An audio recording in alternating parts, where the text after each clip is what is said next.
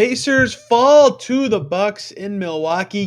Giannis Antetokounmpo, Finals MVP champion, scores 50 points. Some of the new Pacers looked really good. Buddy Hield had 30. So I want to talk about the game, talk about one of the not new Pacers, a young one in Goga Bitadze, and his current opportunity, and the Pacers' three-point attempts recently. It'll be an interesting segment as we transition back into talking about basketball games here on the Locked On Pacers podcast.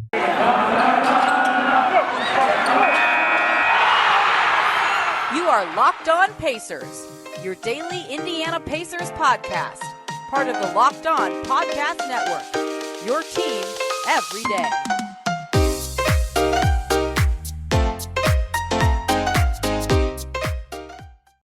Welcome in to another edition of the Locked On Pacers podcast, where we, of course, talk about the Indiana Pacers.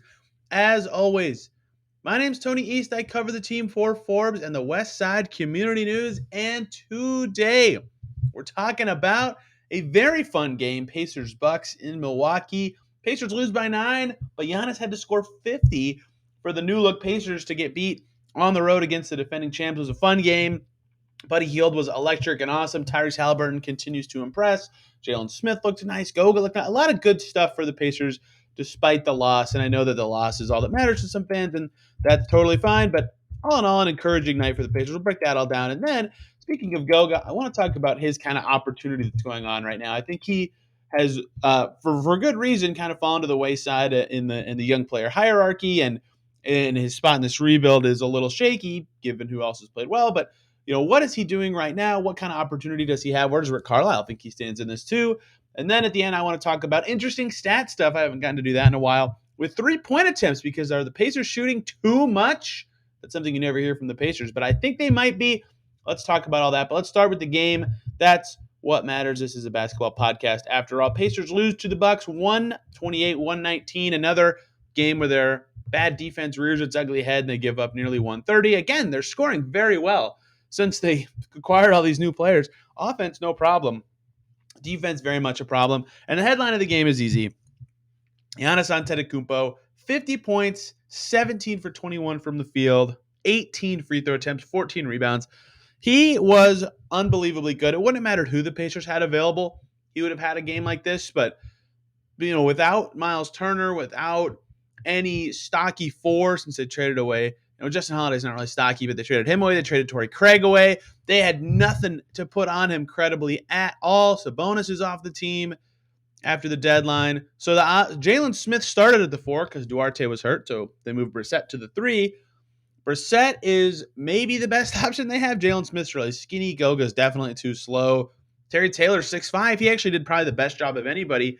But that kind of sums up the Pacers' choices in this game. They had no one to defend Giannis, and he just killed them. 50 points and 81% shooting is ridiculous. I think I saw that it was the 4th fewest shot attempts by any player in a 50-point game in NBA history. He completely dominated the Pacers, and they needed him to, because the Bucks did not get a ton from anybody else. Only 3 other guys score over 10 points for them. So they needed it because the Pacers did play well, and they hung around for the whole game. And it was, what's interesting about this game? It was very not Pacers-Bucksy for those who have been keeping up with the Pacers for more than the ongoing season. The last 4 Pacers-Bucks games prior to tonight, the closest one was 17 points at the beginning of the ongoing season. That was 108-91 back in October. That is inaccurate. The closest one was 10. That game was 10. But still, the Pacers lost by 18 to the Bucks this season, 15 to the Bucks this season, 19 to the Bucks last season, 27 and 20 to the Bucks last season.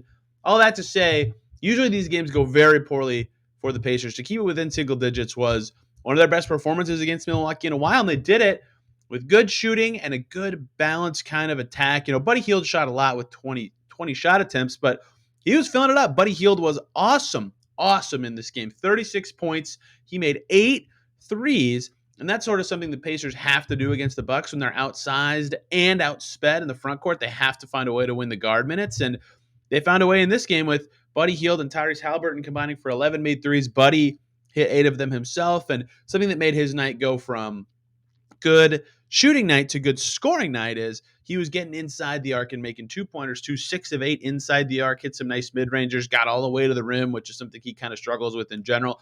36, excellent game for Buddy Hield.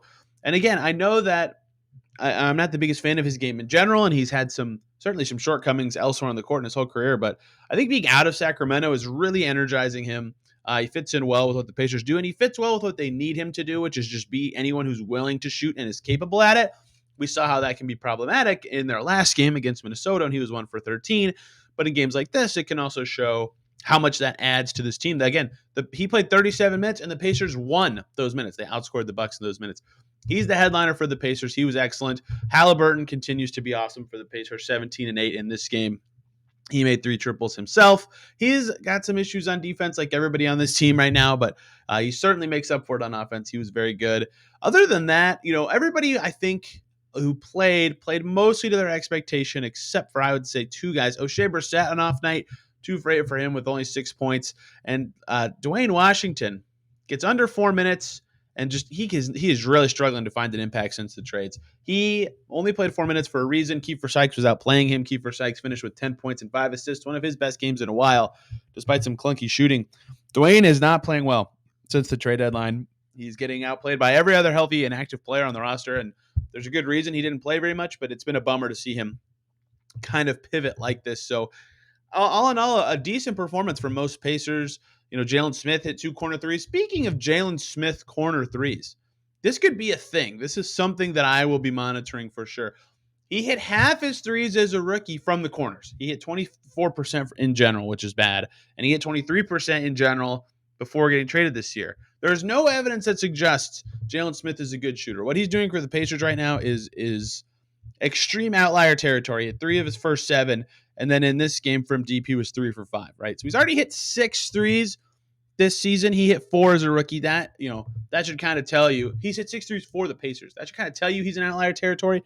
But he didn't have his corner threes as a rookie. This could be a thing that he's a good corner 3-point shooter, and that would make him valuable as a 4. He got totally punked on defense. His defense was really rough in this game, but his offense was very good. And if he continues to be a shooter, that's something the Pacers will have to monitor as they try to find the right position for him and role for him on this Pacers team for the rest of the season. Goga Bitadze was decent to me on the interior. 6 rebounds, 4 assists, 12 points. Looked pretty good in this game. Did a good job slowing down the Bucks on defense, I thought, and had some nice finishes around the rim. His shot just might not ever be a thing, unfortunately. But he is a guy I want to highlight in the second segment because of his current opportunity. But the last guy I want to highlight from this game is Terry Taylor. Terry Taylor at 6'5", played 32 minutes, guarded Giannis for a substantial part of it. +6, 10 points, 9 rebounds. It doesn't make sense, but he's just able to find an impact every time he's on the floor. He finds ways to get rebounds over taller players. He finds ways to battle on defense against guys who overmatch him. He finds a way to cut around the right way on offense. He's a good screener, even though he's short. If he was 2 or 3 inches taller, he'd be really good. He is limited by his height because of the position he's going to play, but he is good. He finds a way to find an impact. It seems like every time he's in the game, and he kept the Pacers in it for this one. He was better than Jalen Smith. They played him at the 4 for more than Jalen did. They played him more than O'Shea in this game. Rick Carlisle did that. That was a smart choice to me. And Terry Taylor could sneak. I mean, he was ahead of Jalen Smith in the rotation when they played Minnesota just a few nights before. It's not crazy to me on a fully healthy team that instead of Jalen Smith, they play Terry Taylor as one of their reserve forwards, and he deserves it. So Rick Carlisle said after the game, I think I agree with him. They actually defended Giannis okay for some stretches of this game, even though he had 50 points, but he just had one of those games where there's nothing you could do about it. He also said he loved the way they play, and they're playing with fewer play calls and more free in this kind of newer era of Pacers basketball, and that's very obvious. These guys are cutting for each other. They're able to pass really well and find each other. I've been always impressed with this new kind of team of how many assists they get or the percentage of their makes that are assisted. 32 assists in this game against the Bucks. The Bucks only had 28, even though they won. So Pacers definitely looking good offensively in this new era. They're going to have to find some defense to win ever. They've lost 7 in a row now, 6 in a row. They haven't won in a long time. I have not kept up with how long the losing streak is, and their best defenders are all sitting on the bench in street clothes. So once Turner returns and Brogdon returns and maybe Warren or McConnell, who knows what their timelines are, yeah, they'll be a better defensive team just by default pretty quickly. But their defense right now is really rough, and they've got to clean it up if they want to get wins with the resources they currently have. In Washington is not a team that's going to be too tough for them to defend a little better against, who just made some rebuilding moves. So we'll see where this is headed for the Pacers, if they can get a win in their last game before the All-Star break tomorrow. But all in all, a good performance against Milwaukee and a good-looking team right now on offense who, despite not playing together for more than 5-6 days for some of these guys, has really started to click with each other and find a groove. It's impressive to watch. It's fun to watch. But let's single out one guy who has been here for a while, and I'm about to blow your mind with a stat. Let's talk about the second longest tenured Indiana Pacer, and that is Goga Bitadze. I'm not kidding. Goga is the second longest tenured Pacer. But before we dive in to something I want to talk about with Goga Bitadze, let's talk about the good folks over at PrizePicks. Are you looking for a daily fantasy option for the NBA? You've got to try the award-winning PrizePicks app. It's daily fantasy made easy. I love it, and I know you will too. It's easy to use. You pick 2 to 5 players and an over-under on their projections, and you can win up to 10 times your entry. It's just you versus the projected numbers. Entries can be made in 60 seconds or less. It's that easy. PrizePicks is safe. They offer fast withdrawals, and you can use the award-winning app on both the App Store and Google Play. They offer a variety of options, any prop you can think of, points scored, rebound steals. You can do mixed sports entries. You've got to try it for a limited time. PrizePicks has an exclusive no-brainer of an offer for all of our listeners. You get $50 for free if a player in your first PrizePicks entry scores a single point, but you must use the code NBA. That's right, exclusive offer for Locked On fans. Use the code NBA. You'll get $50 for free if a PrizePicks entry scores a single point. PrizePicks, daily fantasy made easy. Thank you, everybody, as always, for making Locked On Pacers your first listen every day. I'm very much enjoying talking about actual basketball games again, and not just moves the Pacers can or will or should make, although I did enjoy thinking about what this team could look like by the time the season ends. If you're interested in that, that was yesterday's show. Tomorrow, of course, we're talking Pacers-Wizards, then it's the All-Star break, so we'll see what kind of fun stuff I can talk about during the break. But for now, let's talk about Goga Bitadze. And the reason I want to talk about Goga, and there's 2 reasons. One is that I am apparently the last living member who lives in Goga Grove. I have the last property in the Grove. No one else lives there. I'm the last believer in his ability to have an impact in the NBA. And I don't think he's ever going to be a high impact starter or anything, but I think he can be in an NBA rotation, despite what a lot of people say. So that's kind of what made me decide I want to talk a little bit about Goga and what he's been doing recently and what he can be for this Pacers team. And I think, a big part of where the discourse on him comes from is, obviously Isaiah Jackson's hurt, Miles is hurt. So it's just him and Tristan Thompson is the center rotation basically right now after the Sabonis trade. And in the first game after the deadline against the Cavs, even me, the last owner of a home in Goga Grove, he was bad, right? 0 points, 3 fouls. Somehow they won his minutes, didn't make a shot. He was really rough in that game. And I think that kind of soured some people, especially because Jackson was good in his minutes. Jalen Smith popped. They played Tristan Thompson a bunch on his future with this team. And I get it. It's the first game, but they still won those minutes, right? He has some level of defensive impact. Although, again, they shot like 1,000,000,000% in the first quarter that he played against the Cavs. Then against Minnesota, much better. 7 points in that game, shot 3 for 4, 3 rebounds. They won those minutes again, right? And then against the Bucks, even better again. His minutes go up, his points go up, his rebounds go up, 4 assists, right? And they did okay in his minutes, -6 against the defending champ. Still minus, not good. That is a little Pacers-colored glasses of me to say, but he is ramping up, getting better, figuring out how to play with this new team. And something Carlisle said after this Bucks game that really perked my ears up is the way the team plays now and the way the new guys kind of come in and play, a little more free, a lot more passing, a lot more ball movement and stuff. That's how Goga kind of grew up learning to play and how he's always played. And that was really interesting for me to hear, and I agree with that because something I've had this typed in my Locked On Pacers notes tab for a long time. Goga is kind of a rule follower on offense. Like if he knows a play or he knows what a free an action should be, he does it, and he expects that all of his teammates are going to do it too. So when they don't, and he runs into his teammate or he tries to pass to someone and they're not there or something, he gets kind of frustrated and doesn't know how to be creative yet. And that lack of creativity has certainly hurt his impact, but being a rule follower isn't bad. Like if other guys do their job, it actually makes you pretty good. And that I think is what makes him have a waxing and waning level of impact is sometimes that doesn't just click with his teammates who are being creative in the moment or are cutting or something, and he's not really ready for that. That's something he can grow into. But on a team like this, with a lot of passers and a lot of guys who also are not necessarily as much as him rule followers, but guys who understand where to be on common actions and stuff. Buddy's always in the right spot to shoot. Halliburton gets guys the ball. It's a lot easier for Goga to play the way that he's good at. And in this game, Carlisle said he played well against the Bucks. He thought he was active. He was a good passer with those 4 assists. Had a nice behind the back assist as well, which was really cool.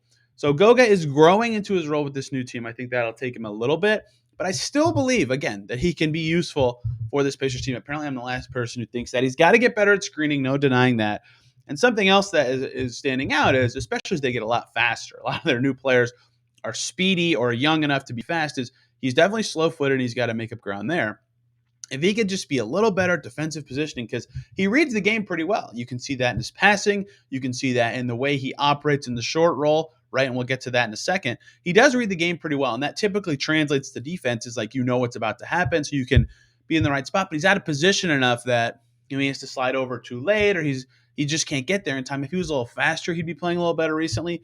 But that's still a sign to me that he can, again, get better in the current role he has. But another problem is because he's so aggressive, or he's trying to be more aggressive. That's something he's talked about at practice when we talked to him earlier this week, is when he does rotate late because he knows where he's supposed to be, but he's just out of position, he fouls, right? And because that happens, because he's out of position twice in 5 minutes, then he fouls twice in 5 minutes, and then he doesn't play as much because Carlisle is, sits guys with fouls pretty often. So he is certainly growing and has a lot of stuff he is not amazing at. But he is certainly also, to me, clearly figuring out how to fit with these new guys. He's playing more aggressive recently, and he's made some nice moves in the short roll situations, catching at the elbow, catching one step in front of the elbow, that have made me, again, believe that he can be a good fit on this Pacers team as their backup big, as whatever role he shakes out to be. Especially if Jalen Smith's a 4, like it's basically Goga, Isaiah, Miles as the 5s. Miles only has 1 year left on his deal. Like there is a role for Goga potentially on the Pacers going forward. And I think as he continues to grow and he's looked better every game since the deadline, since the new guys are acquired, there is still a spot for him on this team. And this is a huge opportunity for him. Tomorrow against the Wizards could be the last game where this is the case. Maybe not. Who knows? But Miles is out. Isaiah's out. Jalen's playing 4, right? Who knows what Tristan Thompson's future is with this team. This is an opportunity for him to play huge minutes with the new guys and show that he deserves minutes going forward. And he's played better in every game. He played well in this game. I think the Pacers will try to still get him minutes going forward down the stretch of the season, even with every other big healthy. And this kind of game showed why. He can have an impact. He can pull off some impressive plays. He can be a positive player for them. Maybe not as a starter, but he's got to have more games like this. This is a big opportunity. It's very rare in his career, with Miles and Sabonis on the team with him his whole career. And then Isaiah Jackson's in the fold. Al Jefferson was there for 1 year. It's been hard for him to get on the floor. This is a big opportunity right now for him to continue to grow those skills, continue to read the game a little better, and look like a better player. Now, I'm going to throw some numbers at you, and I understand that this is maybe a bad player comp, but we'll get to the reasoning for this. Perhaps the worst draft pick in the last 2 decades of the Pacers, and definitely the worst pick of the Pritchard era of the Pacers. TJ Leaf was picked in the 2017 NBA draft. He played 146 NBA games. The Pacers gave him an opportunity in all 3 of his first 3 seasons, plus he played 7 games on a 2A in Portland, right? 146 games, 139 with the Pacers. That, I think, was enough. Like, even in the year 3, every fan thought, yeah, give him a chance, see if he can grow into it. Goga is still not at that amount. He just played 134. So he definitely deserves more time. He's played 1,400 minutes. Leaf finished with about, unless he plays another game in the league, he will finish with about 1,250, so 150 shy, right? That is, TJ Leaf barely played for the Pacers. Like, Goga has not played that much. Even though his games number is high, he played a lot of garbage time. His minutes load is not that high.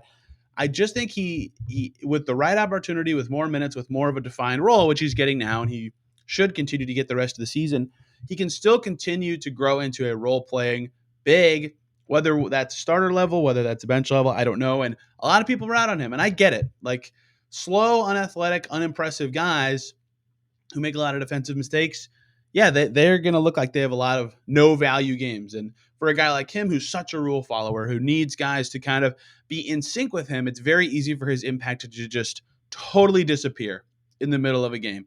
And I understand, that is bad. That these are negatives for Goga Bitadze. These are not excuses. These are negatives skills for him. But I still think, given his background, given the way he plays, he's got a shot. I know it's there, it just doesn't go in. I've seen it in practices. I've seen it overseas. I've seen it in the G League. I still think he can contribute, and I think this is a big chance for him going forward. These next couple weeks, these next couple games, to really establish himself as a Pacer and what he can be and what he should be going forward. And this is an opportunity for the Pacers to really figure out what they have with him, what they think he should be, and how Carlisle should use him going forward. Maybe that's all too, I've had belief in him for a long time and just didn't think he got the opportunity, but maybe that's just me continuing to push on my own beliefs in him as a player. But this game, he played pretty well. I think he fought often with Giannis in the post. He had some nice finishes. He had a flashy pass. His screen setting is still not there, but as he makes good short roll decisions and has an impact offensively, I continue to think Goga has a place on this team. And I wonder how the Pacers try to discover it the rest of the season, but he's got to take advantage of this opportunity, or it's not going to matter, because Isaiah Jackson is right there, ready to pounce, looks awesome every time he plays. Miles Turner is obviously one of the best 3 defensive centers in the NBA and is talented now.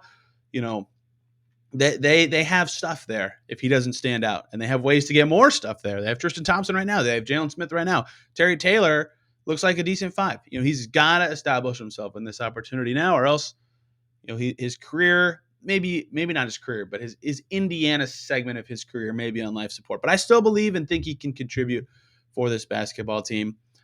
I want to talk about something else now, something Goga's not very good at, and that's shooting threes. But really, I'm going to take this a different direction. I think the Pacers might be shooting too many threes sometimes. But really, I just want to talk about some interesting stats of the Pacers' three-point shooting and their style of play that I think are fascinating, given what we know about this team and given what the common thoughts are about this basketball team. But before we do that, I want to talk about the good folks over at BetOnline.net, because football might be over for the season. Congrats to the Los Angeles Rams. But basketball is full steam ahead for both pro and college hoops. For the latest odds, totals, player performance props, and more. So where to find the next coach who gets fired is going to land. BetOnline.net is the #1 spot for all your sports betting needs. BetOnline remains the best spot for all your sports scores, sports podcasts, and news this season. And it's not just basketball. BetOnline.net is your source for hockey, boxing, and UFC odds, right to the Olympic coverage and information you want and need. Head over to their website today or use your mobile device to sign up. Learn more about the trends in action at betonline.ag, betonline.net, BetOnline, where the game starts. Thank you, as always, for making Locked On Pacers your first listen every single day. For your second listen, go check out Kane Pittman over at Locked On Bucks, breaking down Giannis scoring 50 on the Pacers. An unbelievable performance from him. Let's talk about the Pacers and three-point shooting. And there was this notion when McMillan was the coach that the Pacers needed to shoot way more threes. They probably should have shot a little more, but not way more. And then Bjorkgren kind of stabilized their three-point shooting, and now Carlisle's got them shooting, and they've got new shooters. And they've shot a lot of threes their last 3 games with their new shooters, and I think that's good because they needed shooting. But I want to talk about the Pacers' three-point attempt numbers this season, what I think they mean, and what I think it means this new iteration of the Pacers needs to play like. Let's get number nerdy. I need like a little sound bite of saying number nerdy because I love doing this kind of stuff. But what got me thinking about this is I forget what game it was recently, but the Pacers took a ton of threes and they lost. They got smoked. And so I wanted to dig into their three-point shooting numbers. I believe it was the Pelicans game was when this came to my mind. They shot 46 threes against the Pelicans and they lost. That was the game because they made way more threes than New Orleans and they lost. And I wanted to look into the three-point shooting numbers. So here's a stat for you. The Pacers this season, including this Bucks game that was just played where they took 41 threes, 12 times have taken more than 43 pointers in a basketball game. In those 12 games where they've taken more than 43s, they have won one time. One single time. They beat the Knicks in early November when the Pacers were actually like mostly healthy or healthy-ish and playing decently and had some hope for the rest of their season still. They won one time. Every time they shoot more than 41, they've lost. Right? And some of that is, three-point shots are lower percentage in general. But, in two of those games, in New Orleans, that game they lost by 4, they hit 41% of 46 and lost. Against the Cavs, their first game of the new year, they hit 41% of 46 and lost. They hit 38% against Charlotte at home in late December, lost, right? 3-point attempts high has not necessarily been good for the Pacers. And I have my theory of why, and I will get into it in a second. But let me tell you the flip side of that stat, because I think this does an even better job hammering home the point I'm about to make. 10 times this season, the Pacers have taken fewer than 33s. 10 times. That's not very many, but that's about as many times as they've taken more than 40. In those 10 games where they took less than 33s, they have 6 wins. They're 6-4, a winning record. The Pacers suck this season, and they have a winning record when they take a very tiny number of threes this season. In fact, in their 6 fewest shooting threes games this season, they've won 5 of them. 5 times. Their only loss shooting less than 29 threes was a 7-point loss against the Bulls earlier this month, where they actually played pretty well given who was available for their team. So why, in the modern era of basketball and a team that Rick Carlisle lets shoot whenever they're open and wants, do the Pacers suck when they shoot a lot? Well, there are 2 theories I have. One, they don't have a lot of good shooters, and I'll back that up in saying before the trade deadline, they did not have a lot of good shooters. And Carlisle is very encouraging of shooting, but he talked about how at the deadline a priority for them was adding 3-point shooting. Buddy Hield, Tyrese Haliburton, there you go, you got it. Because they sucked at it, and so taking a lot can be good. They had capable shooters like Justin Holiday could make them. LeVert had games where he made them. Miles Turner can make them. Malcolm Brogdon can make them. Right? They had guys who could do it capably. They had some other guys who had sprinkled in some nice games there. In general, though, a poor shooting team. So when they take a lot, they were very confident in their open threes, but that doesn't mean they're going to go in. So part one of this is it was kind of a low percentage shot for them in general. So taking a lot of them, not necessarily a good thing. But number 2 reason there is the Pacers, before the trade deadline, were at their best when they were attacking the basket and playing through Sabonis. Well, really but also and. And by shooting threes, sometimes threes come off driving kicks, and those are great threes. But a lot of times they can be settling and not attacking the basket threes. And sometimes they come off of Karis LeVert, dribbling a bunch and shooting them, or Malcolm Brogdon, or Lance Stevenson, or some guard dribbling a bunch and not passing and shooting a three. And so that is why I think these stats bear out the way they do, because when the Pacers are driving a ton and getting those points in the paint, they shoot fewer threes, and they play better when they play that way. They have good rim finishers. They have Sabonis, who's a beast in the post and can set up guys on cuts. So the Pacers are at their best when they're driving, or they were before the trade deadline. And taking a lot of threes is not necessarily a good thing, or wasn't necessarily a good thing for this franchise. Now, that could change. And I think that is something I want to look into as well numerically, is they have shooters now. They have Buddy Hield. They have Tyrese Haliburton. And they're going to get Brogdon back at some point this season. And Miles Turner sounds like he'll be back soon after the All-Star break. Again, none of these dates are concrete, but around that time. And TJ Warren might return this season. There are ways they could have way more shooters than they have right now. Jalen Smith is knocked down right now. Okay, so shooting could be coming for this team. In the 3 games since the trade deadline, 38 threes, 45-41. They lost all 3. So something interesting is in that span, 47.5 drives per game for the Pacers since that was in the first 2 games, since the trade deadline. I don't think the 3rd game is up in NBA.com. Allow me to refresh the tab. Yeah, it's still 47.5. They drove about the normal amount against the Bucks, I would say. That they drove 51 times per game prior to the trade deadline. So they have new shooters now, and I think we're going to see the Pacers be take a lot of threes down the stretch this season. They have more guys who can shoot. Rick Carlisle is very encouraging of shooting. I think we're going to see the Pacers shoot a lot more threes, and I think that's actually good. I think that's fine, because that's more what Carlisle's offense is tailored to be, and that's more what the Pacers roster can be now that they've made these deals. But I think we'll find out a little bit, and I don't necessarily know this yet, is that the best way for the current Pacers to play? Or are they still better when they're driving? Because drives are still really important. And Haliburton tries to drive and do screen navigation. And Buddy Hield had 36 in this game, was excellent because he was attacking that basket and getting into the paint for some good 2-pointers. right? Goga was effective because he was effective in the paint.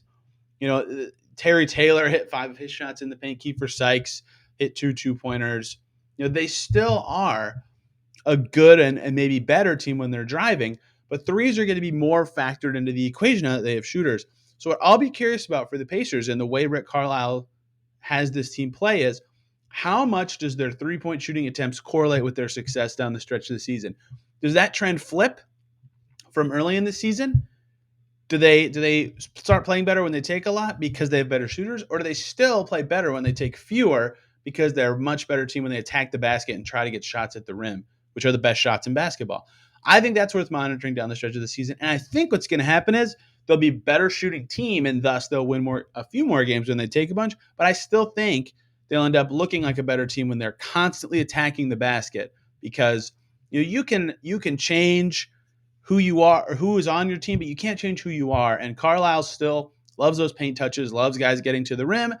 And I still think even with new shooters, that's the best way for this Pacers team to play, is getting to the rim. So I think that they might get away with a few more wins when they take a bunch, but I think that we're also going to see the Pacers get a little more reflexive as they learn what this team is. And, again, I said 38, 45, 41 are their 3 games of 3-point attempts since the trade deadline. I think those numbers will start to go down at some point March-ish towards maybe 35 to 30 as the Pacers become more of a drive team. So they have better shooters now. They have better variance in their favor if they want to continue to be a team that shoots a bunch.